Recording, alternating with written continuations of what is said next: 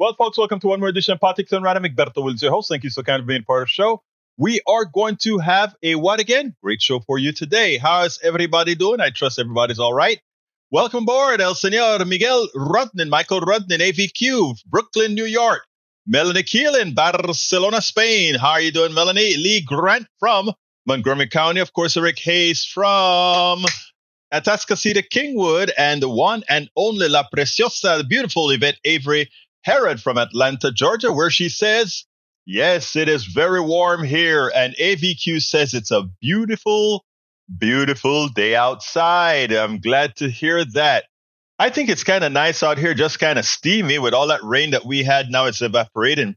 And you know, I told you guys my house shifted. I think with all the rain that's come in and with all the water that filled up all the dry stuff, I kind of feel that the house may have shifted a little bit again. I don't know. Eric Hayes says mosquito bites are coming. Yes, they are. All that water said standing all over the place. Mosquitoes are going to be eating us up here in Kingwood and around Houston. We are mosquito. Well, actually, there are mosquitoes all over the country. Minnesota has some big, big ones that really know how to bite you. I knew that when I got to Minneapolis, St. Paul. Well, actually, it was Minneapolis. I think I was in that. It wasn't in St. Paul. Anyway. Let's see what we got here. First commentary. We're starting kind of slim. Maywood is in from Long Beach, California. We have E2247 from all over. He says, is Bridge doing okay? I miss her and her contributions to PDR. Bridge is taking a break. Bridge, some of the negativity has gotten to Bridge, so she's sort of taking a break. I'll let her know that everybody has been asking for her. I think that'll make her quite happy as she should be. So I will do that.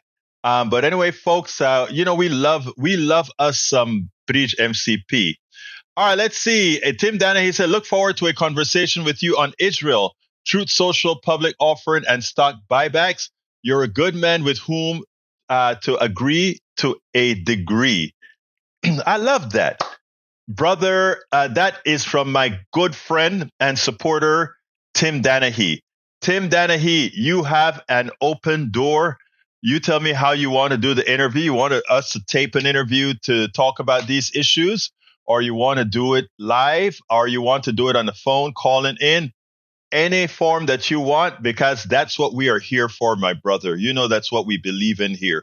Real conversations. I hope you listen to some of my KPFT program at 6 a.m. where we have the call-ins and the good thing about it, Tim, is in as much as you know, I'm very, very progressive, but I have dedicated conservative listeners even at the 6 o'clock hour where they call in and we have meaningful conversations and they actually enjoy the dialogue. So I don't know if you listen to our 6 o'clock show, but I think you'd like it. That's one that's on air, but we, of course, broadcast it here on the internet as well. Yvette Avery Herod says, I reached out to her because I miss her as well. Sending prayers and hugs her way. Yes. I spoke to her last week. I'll give her a call sometime this week as well because, we love us some Bridge MCP. All right, folks. There are two subjects that I have settled for today. One is an interview that Doug Burgum from North Dakota governor, who is trying to be Trump's vice president. And, I kind of went on a rant on that one. I started about it and then I went on one of my rants. And the other subject is about the oil companies need to pay back what they owe to us. Because again, but I'm going to take that second subject. Secondly, what I'm going to do now is I'm going to go ahead and start the first video that I did, and then I'll continue with that piece that I told you about. Okay? So let's go ahead and get this first video. Well, actually, it's the only video that I really have for today. Let's go ahead and get that one started right this minute. Ahorita mismo. Jake Tapper interviewed the governor of North Dakota. His name is Doug Burgum. And the purpose of the interview was to ask him about some, the typical silly things that Donald Trump has to say. Well, Donald Trump claimed in one of his latest rallies that Biden is buying votes with getting welfare for votes, giving welfare for votes, And Burgum comes up and he asks Burgum, hey, do you agree with what Donald Trump is saying, that he's buying votes? And in effect, he said, is he trying to buy your 100,000? Remember, North Dakota is a small state. Is he trying to buy your 100,000 people that are on welfare in your state? And, well, Burgum gave an answer. Burgum made it clear that, he thinks that when Biden is given student loan deferrals or student loans forgiveness, etc., that what he's doing, he's buying votes, and that's what he's doing. And, he gave the whole rant that plutocrats and the right wing always give whenever you try to give the right kind of aid to people. So Jake Tapper wasn't done there. But I tell you what, let's go ahead and listen to that interview.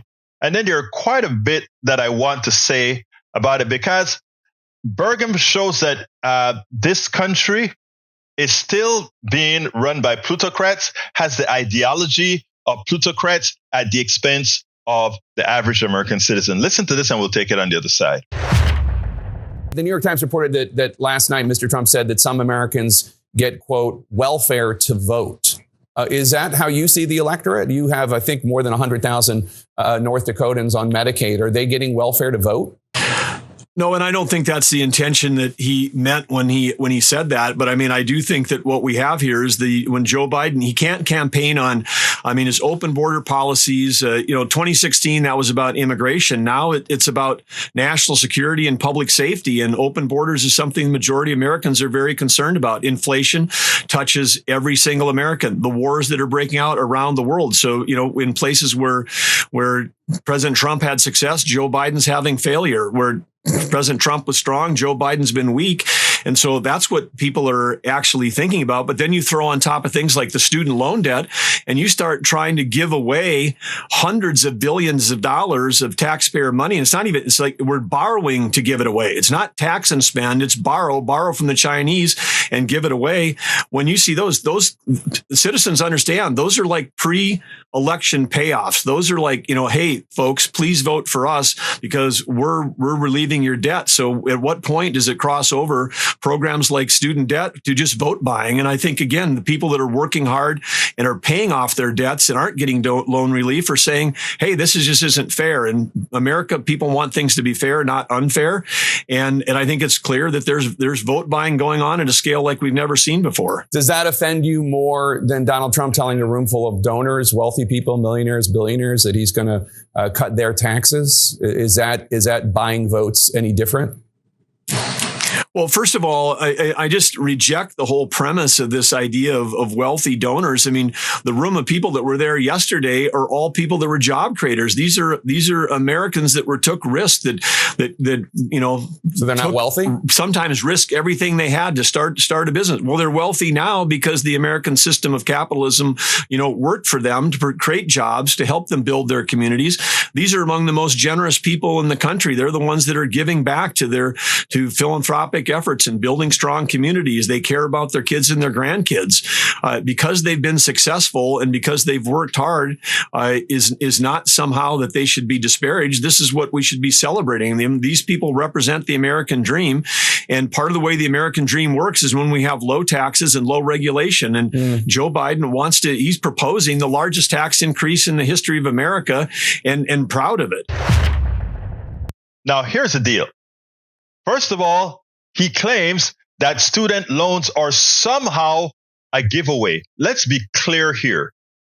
In as much as when I went to school, I took out student loans. I paid it all back out of my pocket, of course. Now, I must say that at the time that I went to school, it's much different than the kids going to school today.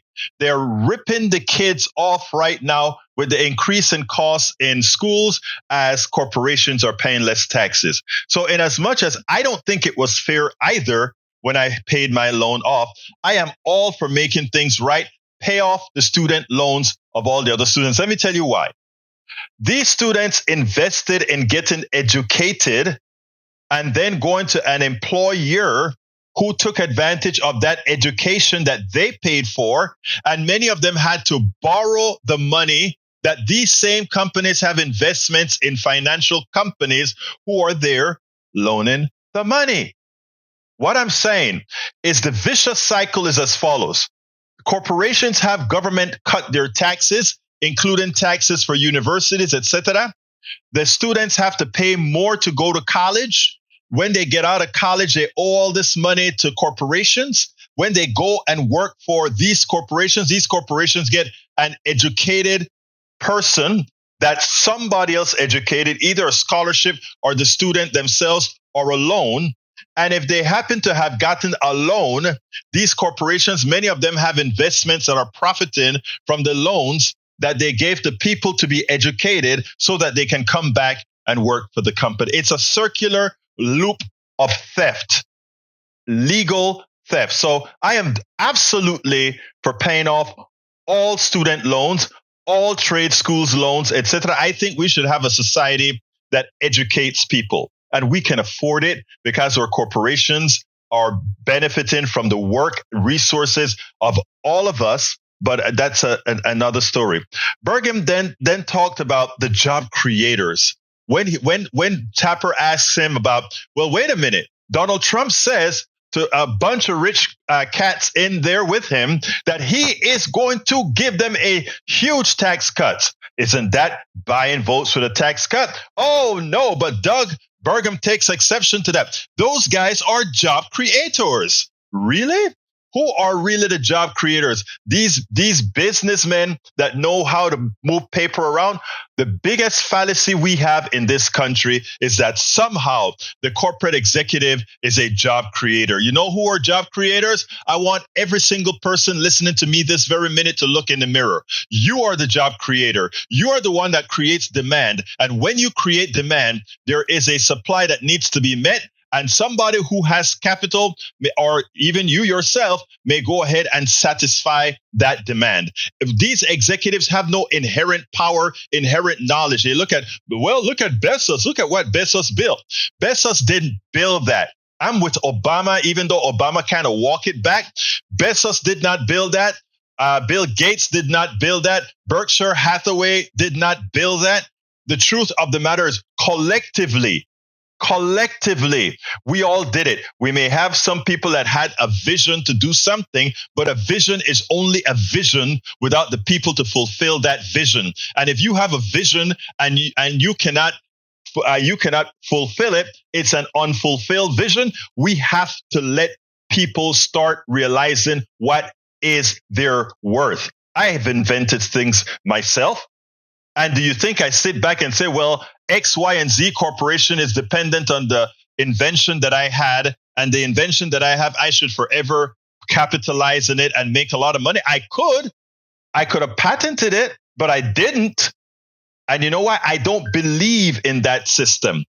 That system is a fraudulent system that allows many, or allows a few, to profit on the backs of many. Every single appreciation of stock that you're looking at in this country right now, you are a piece of that action that you don't participate in. You are responsible for building that, and you don't get any recompense for that. You are the one building these things. America, the average American citizen, it's the one responsible for the success of this country. And they would have you believe that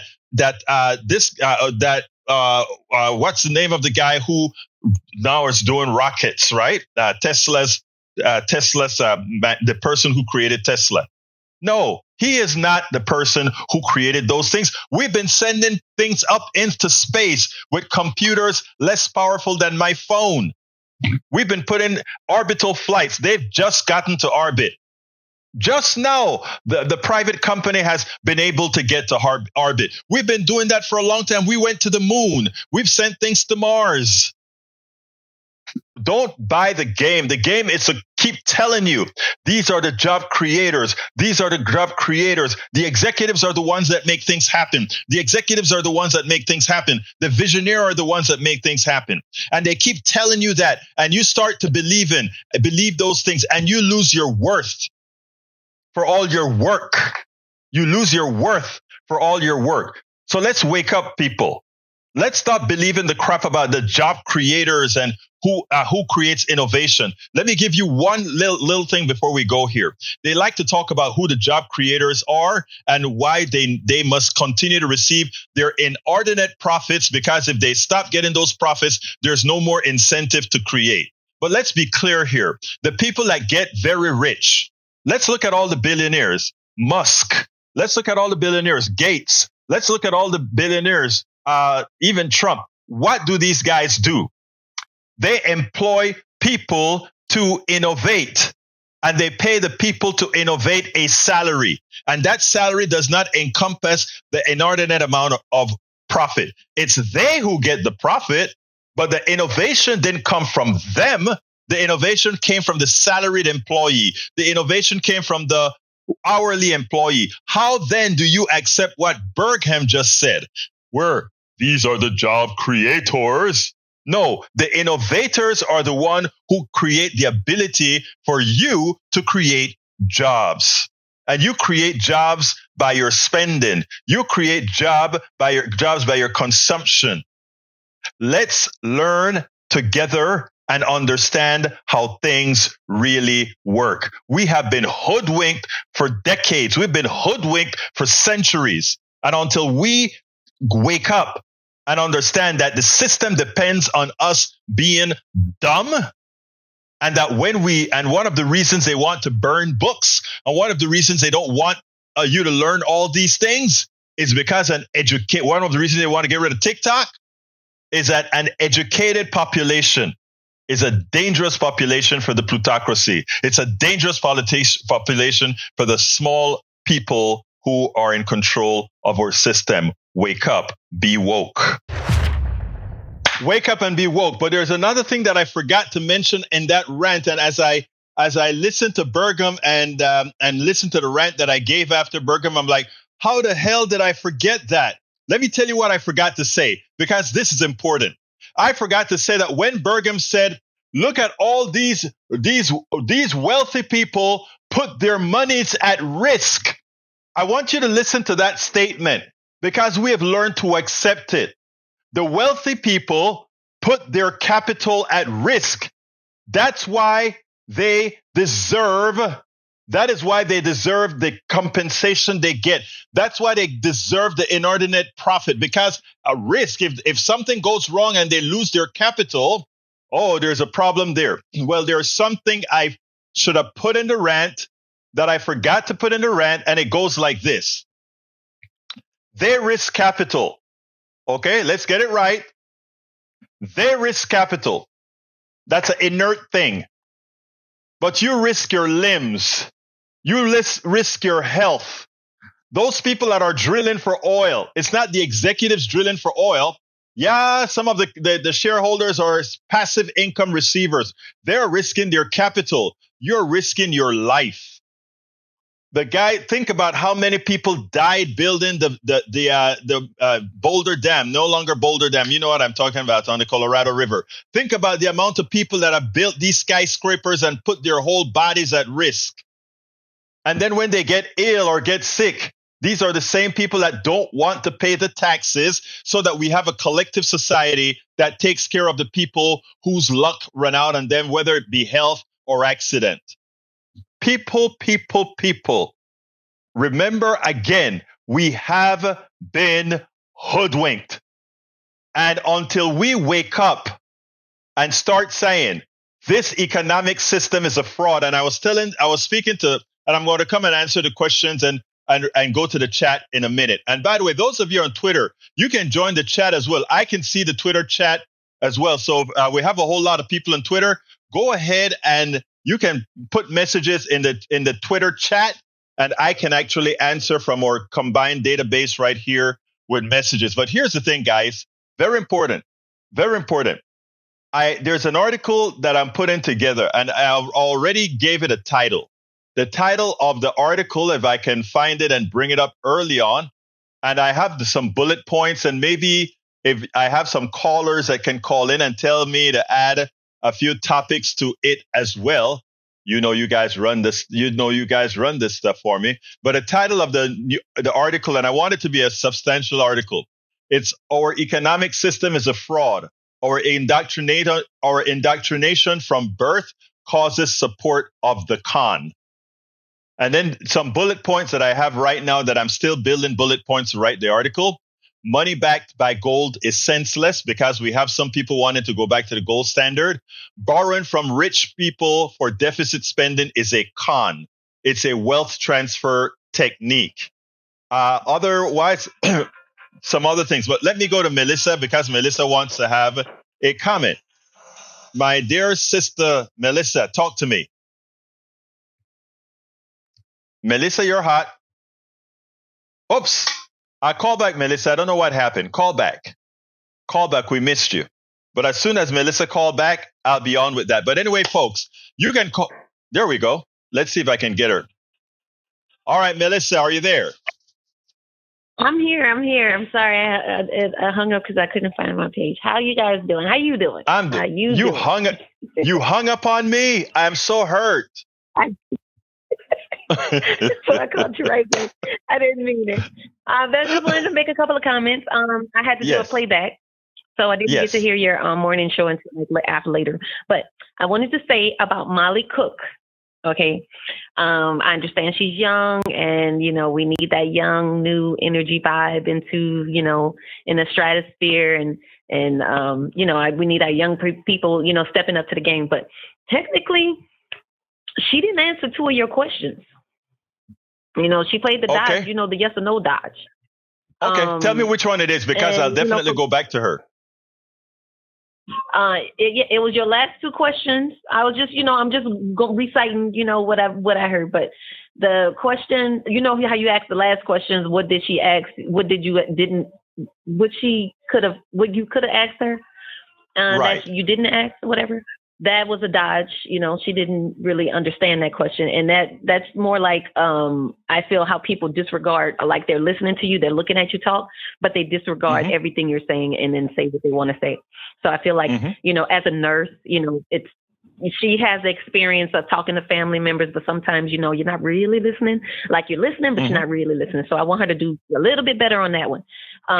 Citizens United, yes, is a fraud. We need to deal with that. And I want everybody to look up Lloyd's of London. Do the research on that one. And then boy. Brian. Johnny called 3 times.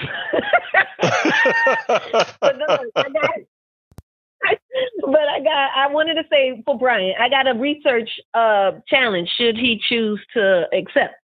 I want him to research the Great Migration from Germany, compare that to the DNA of the people behind that wall, and then compare that DNA to the people in Gaza, right? And then you'll find that Yahoo might be committing way more anti-Semitism than anybody else. You know what? A lot of people won't understand. Everything. Hey, Melissa, a lot of people won't understand what you're saying there, but it's very important because this is a fight among, technically speaking, cousins, right? So, I mean, people have to understand realities. I'm glad that you mentioned that. Hey, girl, you've been doing a lot of research. You concern me.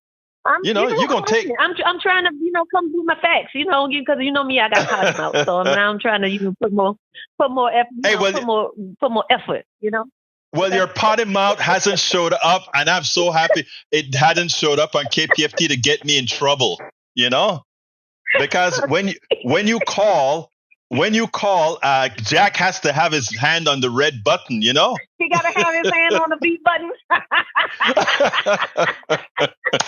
But look, let me tell you. I know it. You don't know what I'm about to say. All right, I'm going to go. But yes, thank you. But look, let me tell you, Melissa, thank you for listening. Keep calling. And also, what I want people to be doing is we have to create this collective of sharing this information, this stuff that we learn together here. Because I don't know if you realize that. Don't leave yet. I want to mention this. I love all my callers, including Brian, including Oil Patch Joe. All our conservatives are a part of our family. And the thing about it is, I don't know if you've noticed this, Melissa, but if you take a look at watch how minds are it's a fight, right? People, when you live for a certain way your entire life, You don't make a change overnight. I used to be a sexist. I used to be a homophobe. Right. Okay. So I have the passion of knowing that everybody can change. I was an idiot. I was an a-hole. Okay. You don't know. I mean, I have changed, right? Everybody can change for the better good of us all. So that's where I'm at. So remember, we're all family, baby. We're all family. All right. Yeah. All right, babe. Gotta go. You take care. Bye. All right. Anyway, folks, that was one of our morning call. I love the fusion of the morning show and the afternoon show. It's great. Anyway, folks, anybody can call 281-823-7747. 281-823-7747. But I was talking about the article that I'm putting together. The title of that article that I'm putting together is Our Economic System is a Fraud. Our Indoctrination from Birth Causes Support for the Con being the economic system that we currently have. Now, here's what I want folks to talk about, right?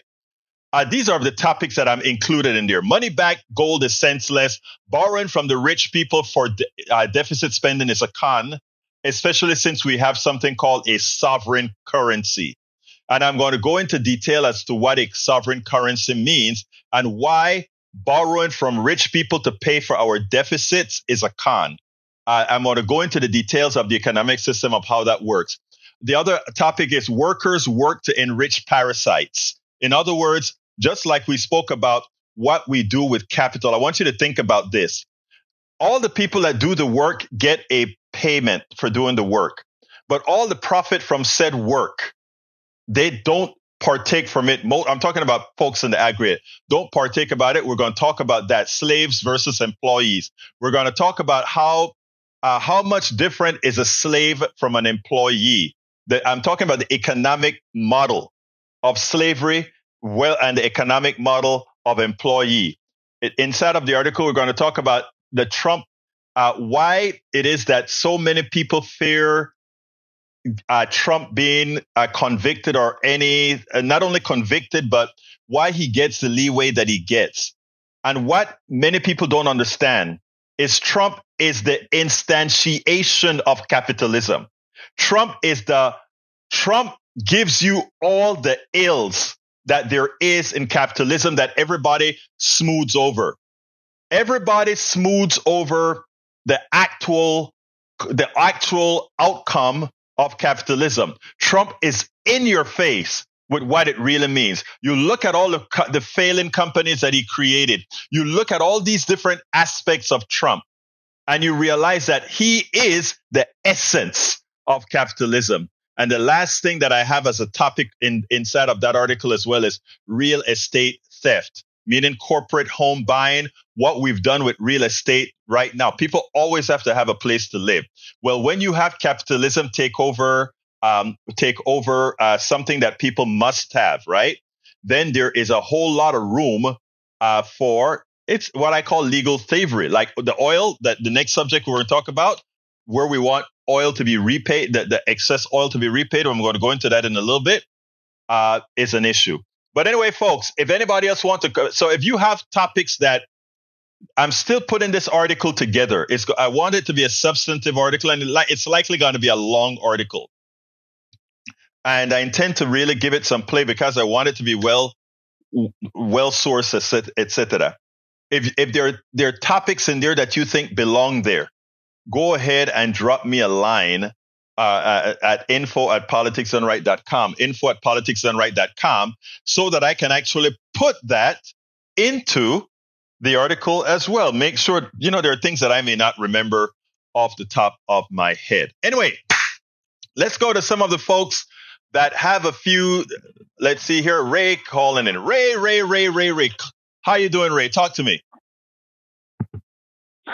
Yeah, Egberto, well, I'm going to take advantage of the fact that this is not the morning show, so I'm going to go a little off cuff here. When I heard you talk about the billionaires, when I heard the billionaire talking about, blah, blah, blah, the risk that these people take, it took me back to a place, kind of ironically, I'm a wrestling fan.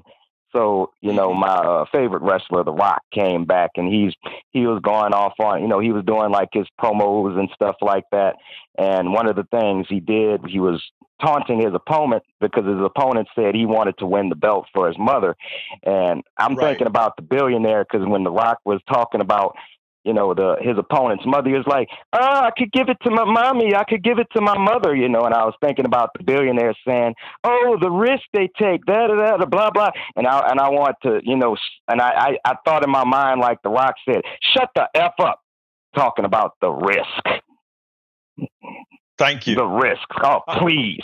And you said, and you hit the nail on the head when you say working class people put life, limb, and don't forget mental health on the line, because don't forget, a lot of people who are working for these medial wages are under a lot of stress because they have to make ends meet, while these billionaires are just trying to figure out how much they can squeeze out of the average man to make their profit line just a little bit more bloated at the bottom. Your thoughts? No, look, you hit the nail on the head, and but the one thing that I want to get across, Ray, and I think all of you helped me make that case, right? And that is, whenever we have billionaires constantly putting out the same message, they take the risk. I hear a lot of poor people call my show. People that I know are poor call into the show and say, well, they deserve what they have because they take the risk. This poor person that is calling into my show is a hard worker, and he or she risks going out every day, working in a hot factory, not getting the pay that they deserve, working in a meat packing plant, not getting their worth out of it. Constantly doing these things, right? Those are the people taking the risk in our society. But what happens is, conservatives and neoliberal Democrats have learned something. You keep repeating the same thing over and over and over again, and people believe you, and people accept it as fact, right? You look at what Biden did today. I wrote a tweet. I didn't want to put Israel or anything in it, because sometimes you bring up the word Israel, and immediately, you have to go into a long discussion first. But after I heard Biden's speech today, I could not have been more upset, right? And by the way, and anybody listening, I am voting for Biden. I am voting for Biden. I want all of you to vote for Biden. We have to bite the bullet here. We have to get Biden, and then bring in a whole lot of progressives along the way. But the tweet, and anybody wants to discuss exactly all that I'm talking about can. But a tweet that I wanted to get out there said, at some point, old politicians will have to realize that younger generations will not stand for patriarchy where they believe what they are told. They test the veracity of past statements and actions. They believe what they see, not what they're told to see.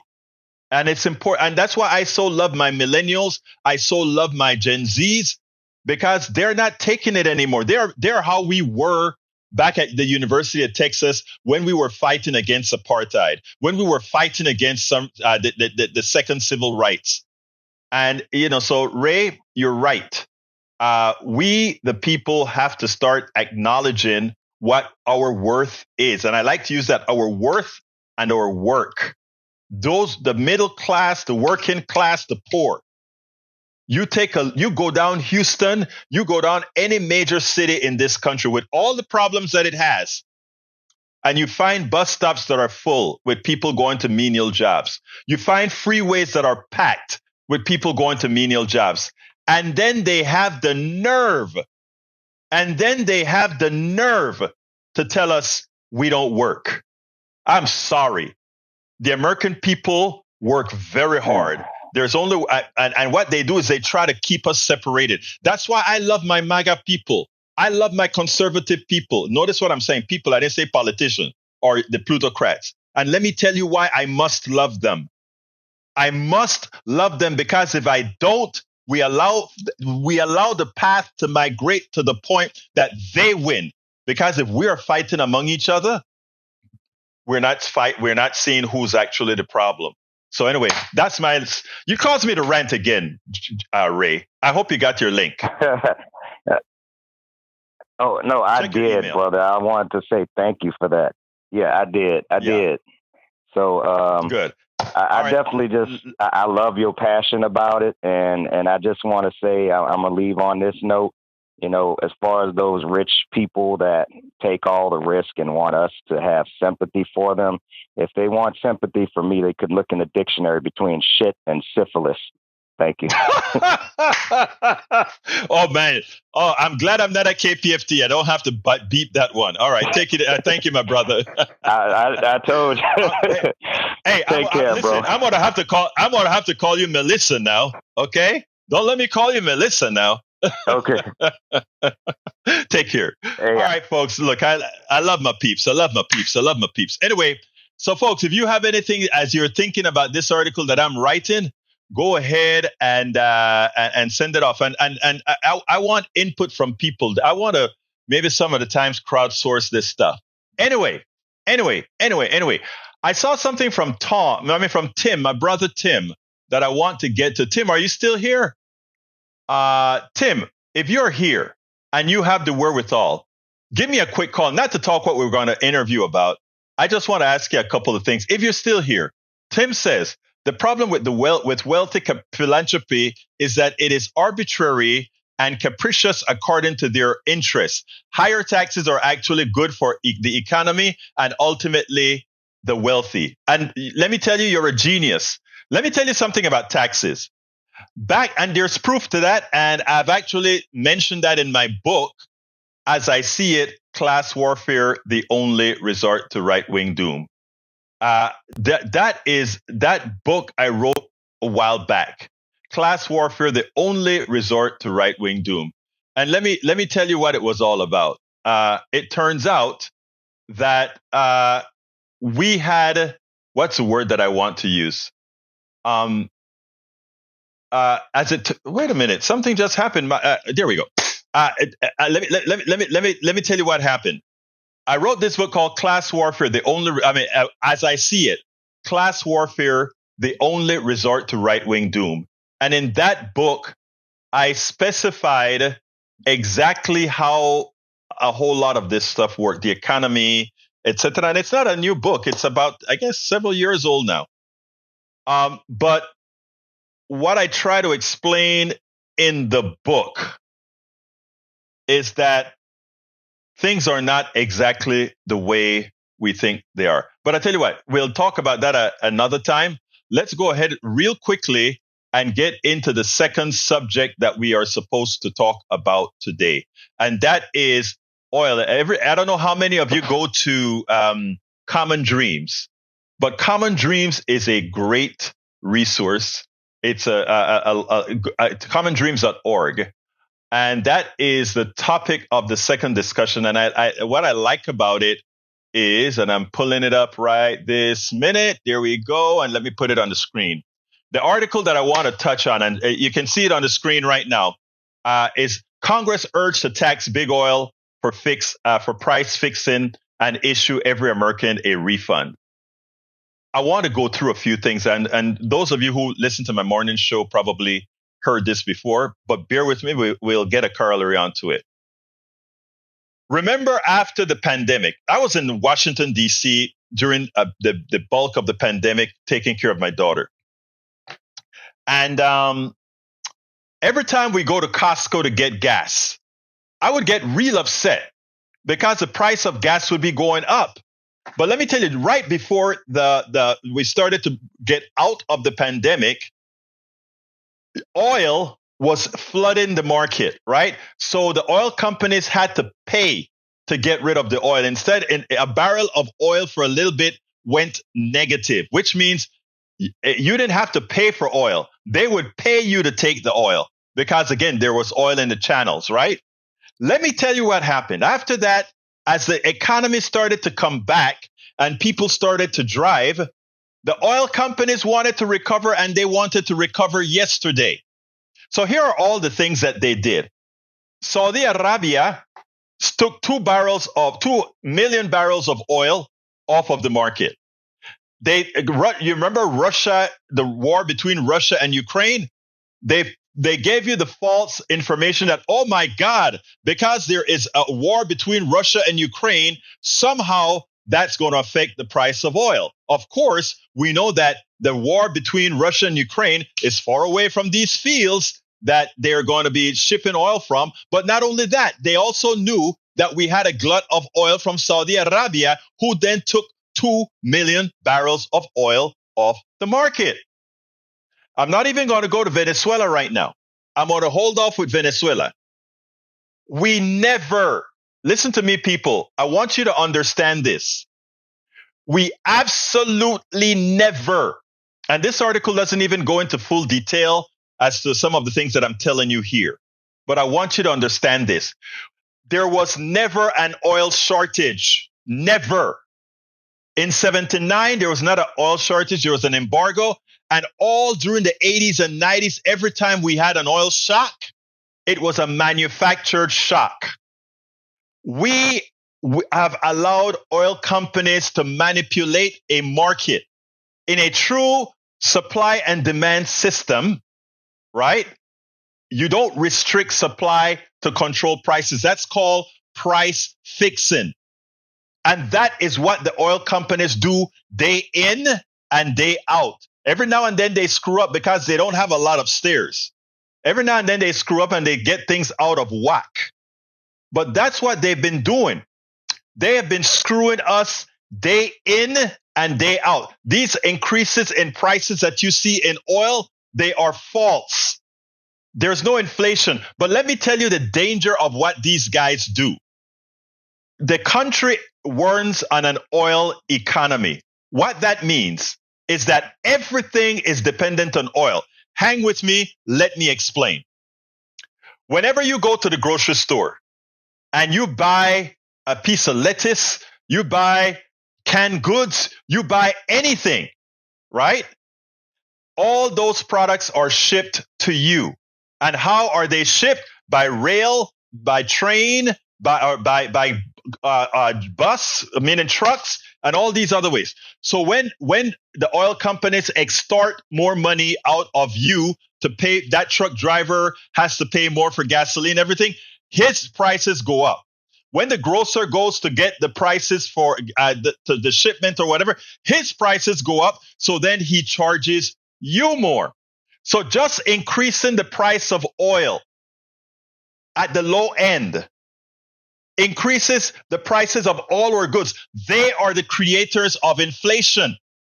And what that tells you is that inflation, that the current inflation that we have has nothing to do with supply chain. It has nothing to do with shortages. It has everything to do with corporate greed. In this case, in this little part, we're talking about oil companies because in the oil economy, everything is driven by oil. Your plants, that the farmer is not making any more money. Think about this. When they increase the price of oil, the farmer ain't making any more money, but he has to power his tractor with that expensive oil. He has to ship his product with that expensive oil. Every single part of our economy, just from that increase in oil prices, screws us. So then, if that increase in oil prices are unwarranted, again, if it's unwarranted, it means that is legal theft. That's an economic system that allows it, but it's legal theft. And we have ways to mitigate that. And how do we mitigate that?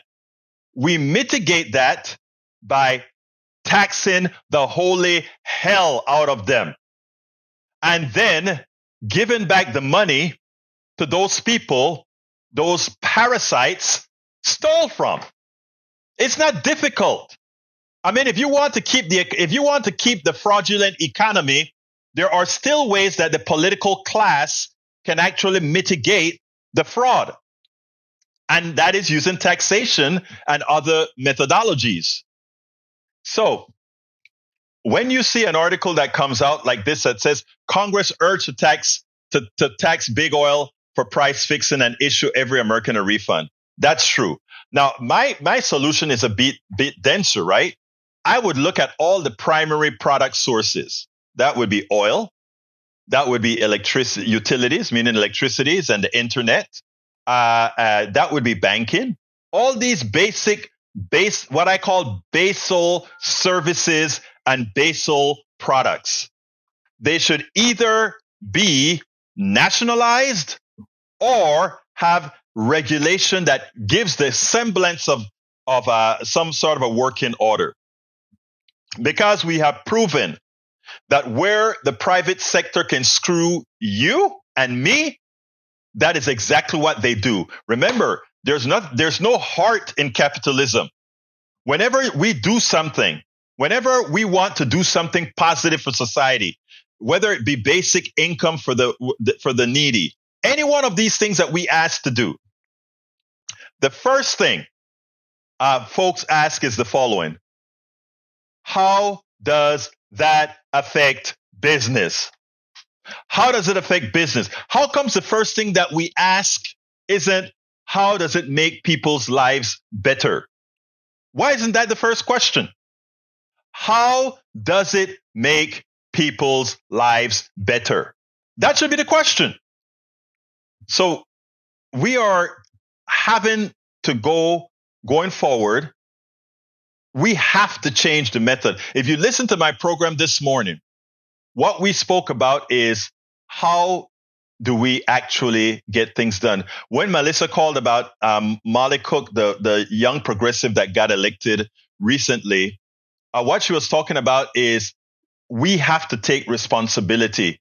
They want you to believe that we, the people, something is wrong with we, the people, that something is wrong with our government. They want you to think about government as being separate from the people. And it's a perfect psychological game. It's a psychological game because if it is a self-hate game, because they make you forget that government is we the people. So repeat after me. Government is we the people. Let nobody change what that is. Okay, let me see if there's anything I need to read real quick. By the way, folks, go to the chat. The chat's great. We have a lot of good messages in the chat. Lee Grant says, if we nationalize to a great extent, we'll need a strong central government and a fewer to run it. Here, what what I said, Lee, was something very special, right? I said, look at our basal industries, meaning oil, meaning for energy, meaning utilities for internet and electricity and water, healthcare. Basal industries should be everybody should have a stake in that. Should not be a private sector making billions of dollars in profits for a few. And everything else, you want to have restaurants, you want to have playgrounds, you want to have hotels, all of that. Throw that into the private sector. Let them fight among each other as far as, let's see, have real competition. But you can't compete for gasoline. You know why? Because we all have to go to work. You can't compete for certain types of rents. You know why? I don't mind having a private sector in the rental market as well as a public sector. That way, we have a basal rate to start with where we start competition from. It is that simple. Let's not be fooled as we constantly are. But anyway, folks, we are, so fed up with Biden and that whole Obama retread crew. I mean, it's crazy. Biden, again, as we talk about Biden, let's remember to tell folks, you have to vote your best choices, right? But at the same time, you can't give up the fight. All right. Let's see if Egberto, you want to make oil more expensive and put tax on everything and everyday American? No, I want to make oil cheaper. I mean, I would want to make oil expensive to let people go to electric cars and other forms. But in the short term, no, I want the market to take over oil the way it should, which is we don't have a shortage and therefore the prices don't reflect the true, what people would call market value of oil. All right, let's see what else we got here. Michael says, gasoline is required because we all have to go to work, as if EVs don't exist. I keep talking infrastructure investment so that this paradigm shift can occur quicker. You're absolutely right. Yes, Egberto, you got it. Of course I got it. But electric cars are not the solution. Electric cars is definitely a solution. Maybe later on we'll have, I don't know, no, well, I can't use that one, but I mean, look, there are a lot of ways to solve the problem. Anyway, we're getting close to the end of the program, so I want to remind all our folks that are listening today, I need to ask you to support the program. This is a lot of work that we do to make sure that we can get the message out. That's what we do here. So help us do the work. You can support the program. There's a link. politicsdoneright.com/support is the all-encompassing link that has all the different methods that you can use to support us. You can also support us by becoming a patron. Patron is politicsdoneright.com/patron. Patron is spelled Patreon. Patreon. politicsdoneright.com/patron. I just add that into the feed as well. You can also support us by getting our books. I have 5 books that I've written so far, and I'm going to put those on the screen right now. I'll tell you a little bit about my books. As I see it, Class Warfare, the only resort to right-wing doom. How to Make America Utopia. Take away the economy from those who rigged it. Of course, it's worth it. How to Talk to Your Right-Wing Relatives, Friends, and Neighbors. And this one is my kind of just a personal thing. Weight loss. How do we lose weight? You know, I've had to go through it. And Tribulations of an Afro-Latino Caribbean Man. Racism didn't stop my smile at all. And look, as you can see, if you go to politicsdoneright.com/books, let me put that on the screen, politicsdoneright.com/books, you can go ahead and get any one of my books or all of my books. You know, it'll help us continue to do what we're doing right now. But here's another way that you can support us, which I wish. Every morning at 5 in the morning, I send out my newsletter with what I'm covering on the show, on my morning show, my 6 o'clock a.m. Central Time show, KPFT 90.1 FM on air. Here's the deal, folks. If you become a paid subscriber of our newsletter, politicsdoneright.com/newsletter. It's a coffee a month, man. A very, very small thing to keep us going.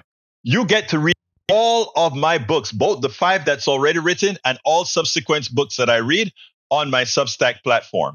If you become a subscriber to my politicsdoneright.com/newsletter, you will have access to all of my books online. And again, the great thing about it is you're doing 2 good things. You're reading these books that I guarantee you're going to get good information on, but likewise, you're also making sure we can continue to get the progressive message out, the unity message out. politicsdoneright.com/newsletter. politicsdoneright.com/newsletter. I'm going to put that in the feed one more time. Anyway, it is time for me to bode you farewell. Please remember, if you have anything you want to add to the show or you want to talk to me directly, drop me a line at info@politicsdoneright.com. Again, that is info@politicsdoneright.com. For our KPFT listeners, it's kpft@politicsdoneright.com. All right. Let's see what else I need to cover before I get out of here. Again, the best I can say is please support the show. We're way behind in the support. And, I'm heading off to not Chicago. I'm heading off to Baltimore for the Netroots Nation, where I'm going to interview probably 50, 60 people. I'm going to put out my ask for that sometime later, where you become anybody who support our trip to Baltimore will be, they will become producers of every video that I make, and your name would be on it, all that good stuff. I'll write that up sometime later. I think I'm going to be doing that by the end of this month. So please support the show, though. Please become a subscriber to our newsletter, politicsdoneright.com/newsletter. Anyway, got to get out of here. My name is Egberto Willies. This is Politics Done Right, and you know how I end this, baby. I am what? Out. We spend a lot of time deconstructing the news, trying to parse it into a form that everybody can understand. We try to find those little nitpicks where it flies above the fray, etc. If you really like these videos that we do, I want to ask a big favor. Please go ahead. Number 1, subscribe to our channel. And number 2, please join if you can. Thank you so kindly for watching. Keep watching. Please remember to share. We must populate the entire internet with our progressive message, a message that we know is what most Americans say that they want. So help us, please join.